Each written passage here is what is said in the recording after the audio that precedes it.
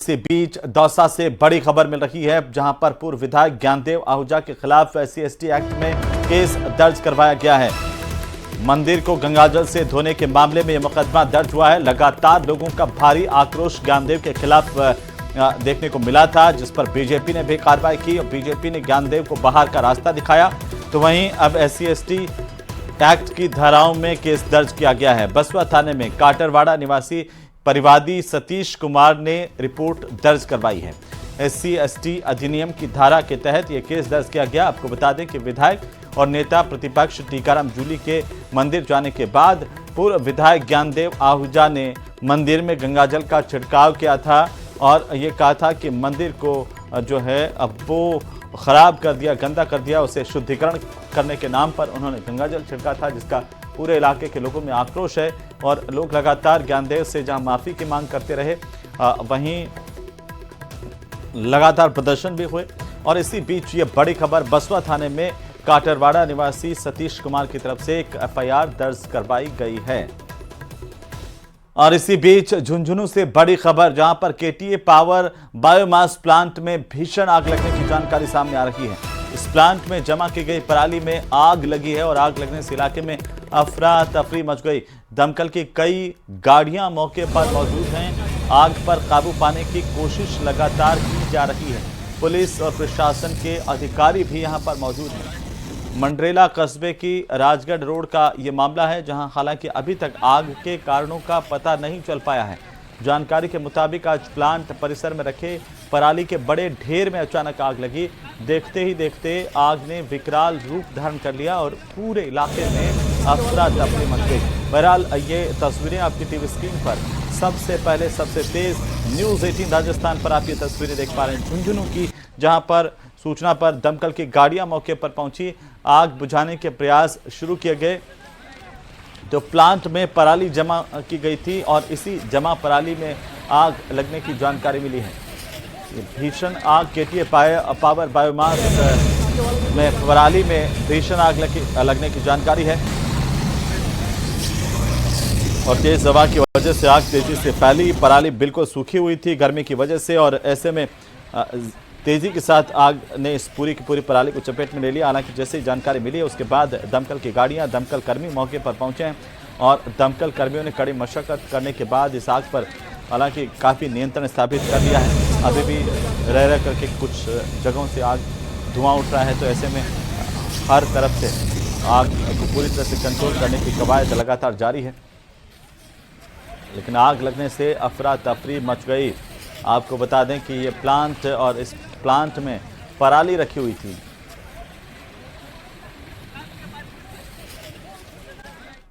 और इसी बीच राजसमंद से सबसे बड़ी खबर आ रही है, जहां पर ACB ने बड़ी कार्रवाई की है। रिश्वत लेते हुए घूसखोर पटवारी को ACB ने ट्रैप किया है। दौलतपुरा पटवारी देवराज सिंह रंगे हाथों गिरफ्तार हुआ है। ये पटवारी लगातार इसकी रिश्वत लेने की जानकारी ACB को मिल रही थी। शिकायत पर सत्यापन करवा करके ये बड़ी कार्रवाई ACB की तरफ से की गई है। देवराज सिंह दौलतपुरा का पटवारी, जिसे रंगे हाथों गिरफ्तार किया गया है, 40,000 रुपए की रिश्वत ले रहा था। 40,000 में से 35,000 रुपए के डमी नोट जो है अब वो भेजे गए थे। फिलहाल ACB की कार्रवाई जारी है। ACB की ASP हिम्मत सिंह की तरफ से जानकारी दी गई है।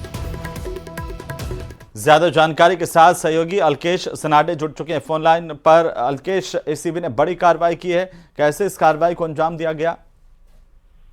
जी मैं आपको बताऊं, राजसमंद ACB की ये बड़ी कार्रवाई और 4 दिनों के अंदर राजसमंद ACB ने ये दूसरी बड़ी कार्रवाई को अंजाम दिया। और आज जो राजसमंद जिले की ACB है, उन्होंने जो ACB के ASP हिम्मत सिंह कारण उनके नेतृत्व में दौलतपुरा जो पटवारी है देवराज सिंह, उसको 40,000 रुपए की रिश्वत देकर के गिरफ्तार किया है।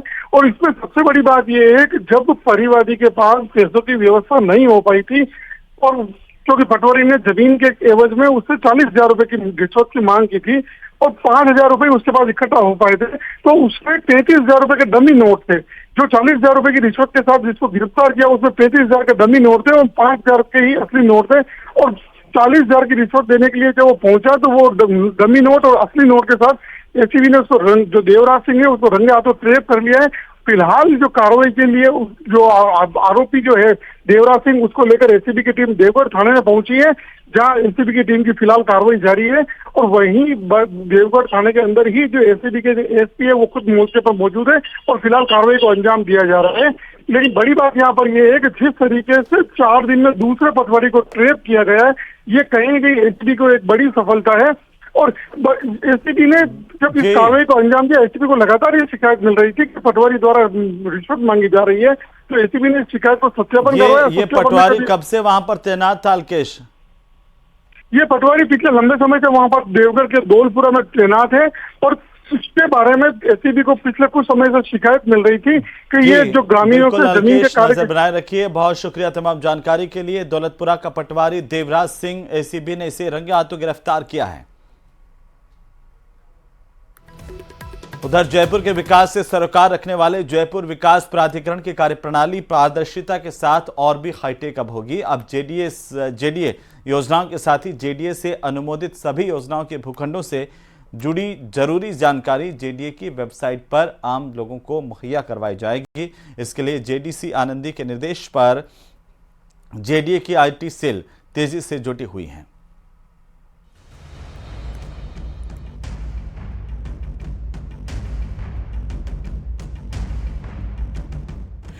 हाईटेक होता जयपुर विकास प्राधिकरण। अब एक क्लिक पर मिलेगी पूरी अपडेट्स। भूखंडों के नाम पर नहीं होगा फर्जीवाड़ा। जयपुर विकास प्राधिकरण अपनी कार्यप्रणाली को और ज्यादा पारदर्शी और हाईटेक बनाने की दिशा में काम कर रहा है। जेडीएस की वेबसाइट पर योजनाओं के साथ साथ उससे अनुमोदित सभी योजनाओं के भूखंडों से संबंधित जानकारी उपलब्ध होगी। इसके लिए जेडीए की आईटी सेल तेजी से काम कर रही है। देखिए, हमारा प्रयास ये है कि आम जन को सरकारी कार्यालयों के चक्कर नहीं काटने पड़े। वो ऑनलाइन आवेदन करे और एक निश्चित अवधि में अगर उसके आवेदन में कोई कमी खामी हो उसके बारे में संबंधित निकाय सूचित करे और या फिर समयबद्ध तरीके से या तो उसके पास ई पट्टा जारी हो जाए या अगर उसमें किसी प्रकार की दिक्कत हो, निरस्त हो, तो सकारण उसे ये सूचित कर दिया जाए कि इसलिए आपको पट्टा जारी नहीं किया जा सकता। जेडीए की आईटी शाखा की तरफ से 90 ए पोर्टल, ई पंजीयन पोर्टल और ई धरती पोर्टल का आपस में इंटीग्रेशन किया जा रहा है। इसी तरह जेडीए के land bank, centralised property repository management system और ई ऑक्शन सिस्टम का आपस में इंटीग्रेशन किया जा रहा है। जेडीए की आईटी सेल अगले कुछ दिनों में इस काम को अंजाम देगी। वहीं जेडीए की वेबसाइट पर भूखंड की वास्तविक जानकारी उपलब्ध कराने के लिए जेडीए की आईटी सेल कई महत्वपूर्ण कदम उठा रही है। आम व्यक्ति को अनावश्यक परेशानी नहीं हो और अगर निरस्तीकरण से आम जन आवेदक संतुष्ट नहीं हो तो वो उसकी हम तक शिकायत पहुंचाएगा, तो हम उसकी जांच करेंगे और अगर वास्तव में किसी अधिकारी ने, किसी कर्मचारी ने गलत रूप से उसका आवेदन निरस्त किया तो उसके खिलाफ कार्रवाई करेंगे और सही तरीके से निरस्त हुआ तो ठीक। दरअसल जेडीए और जेडीए की अनुमोदित योजनाओं में भूखंड की स्थिति, भूखंडधारी का नाम, भूखंड का साइज, भूखंड के भू उपयोग की जानकारी वेबसाइट पर उपलब्ध कराने के लिए कवायद चल रही है। जेडीए की आईटी सेल से जुड़े अधिकारियों के मुताबिक अगले 2 महीनों में ये सारी कवायद पूरी हो जाएगी, जिसके बाद जेडीए की वेबसाइट पर तमाम जानकारियां उपलब्ध होंगी। वेबसाइट पर जेडीए और अनुमोदित भूखंड की जानकारी मिलेगी। वेबसाइट पर जानकारी मिलने के कई फायदे होंगे। जानकारी के लिए जेडीएस वेबसाइट के मुख्य पेज पर क्लिक करना होगा। इसमें दर्ज करना होगा विकासकर्ता का नाम और योजना का नाम और भूखंड की संख्या। इसके बाद योजना से लेकर भूखंड की तमाम जानकारी आपको मिल पाएगी। बहरहाल जयपुर विकास प्राधिकरण की वेबसाइट पर भूखंडों से जुड़ी वास्तविक जानकारी मिलने से भूखंड खरीद बेचने में होने वाली धोखाधड़ी से बचाव होगा। वहीं आमजन को भूखंडों के नाम पर होने वाले फर्जीवाड़े से भी राहत मिलेगी। न्यूज़ 18 राजस्थान के लिए रोशन शर्मा की रिपोर्ट।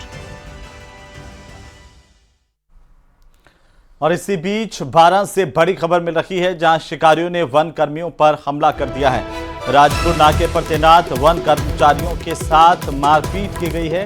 लाठी कुल्हाड़ी से हमला किया गया। बहरहाल 2 घायलों को शाहबाद के अस्पताल में भर्ती करवाया गया, जहां की तस्वीरें आपकी टीवी स्क्रीन पर है। वन कर्मियों को जंगल में गश्त के दौरान कुछ संदिग्ध लोग दिखाई दिए थे, जिनसे पूछताछ करने के बाद वे लोग वन कर्मचारियों से ही भिड़ गए और झगड़कर भाग गए। लेकिन कुछ देर बाद आरोपी अपने अन्य साथियों के साथ वापस लौटे। वन कर्मचारियों पर लाठियों कुल्हाड़ियों से हमला बोल दिया। घटना में 2 लोग घायल हुए हैं। लहूलुहान हालत में दोनों वन कर्मियों को शाहबाद अस्पताल में भर्ती किया गया है। फिलहाल सूचना के बाद पुलिस ने आरोपियों की तलाश शुरू कर दी है।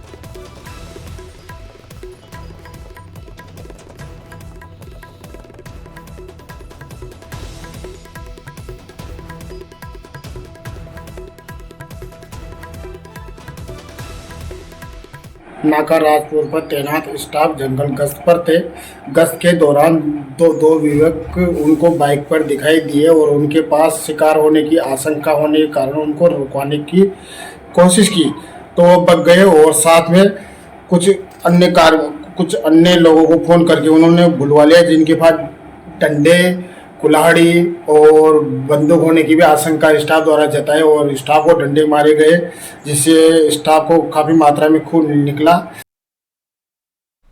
और इसी बीच बांसवाड़ा से इस वक्त की सबसे बड़ी खबर आ रही है। आपको बता दें कि कुएं में गिरे पैंथर को बाहर निकाल लिया गया है। बड़ी अपडेट है, रविवार की रात को ये पैंथर कुएं में गिरा था। ग्रामीणों की सूचना पर वन विभाग की टीम मौके पर पहुंची और 2 घंटे के रेस्क्यू ऑपरेशन के बाद पैंथर को बाहर निकाला गया। पैंथर को सुरक्षित जंगल में छोड़ दिया गया है।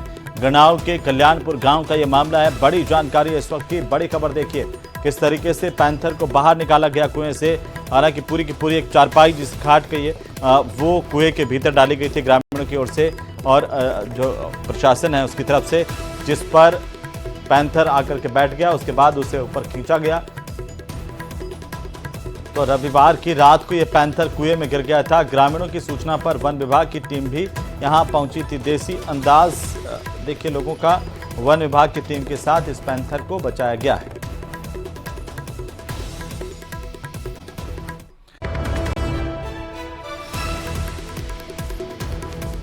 साइबर ठग ने कोर्ट में सरेंडर किया, यह बड़ी जानकारी आ रही है। डूंगरपुर से जहां पर लाखों की ठगी के आरोप में आरोपी फरार था, ई मित्र संचालक को निशाना बनाया गया था। ये बड़ी जानकारी। साइबर ठग ने कोर्ट में सरेंडर कर दिया। 3 शातिर ठग पहले भी गिरफ्तार हो चुके हैं। लगातार साइबर ठगों के खिलाफ पुलिस की कार्रवाई जारी है और इसी बीच ये बड़ी खबर इस वक्त की डूंगरपुर के इलाके से, जहां पर ई मित्र संचालक को निशाना बनाने वाला आरोपी जो है वो अब पुलिस के चुंगल में है। साइबर थाना पुलिस ने इस आरोपी को गिरफ्तार कर लिया है। इस ठग ने कोर्ट में जाकर के बाकायदा सरेंडर किया, क्योंकि लगातार पुलिस का दबाव था। लाखों की ठगी के आरोप में ये फरार चल रहा था। पुलिस लगातार दबिश दे रही थी एक के बाद एक, जिससे पुलिस के दबाव के आगे ये झुका और कोर्ट में आकर के साइबर ठग ने सरेंडर किया है।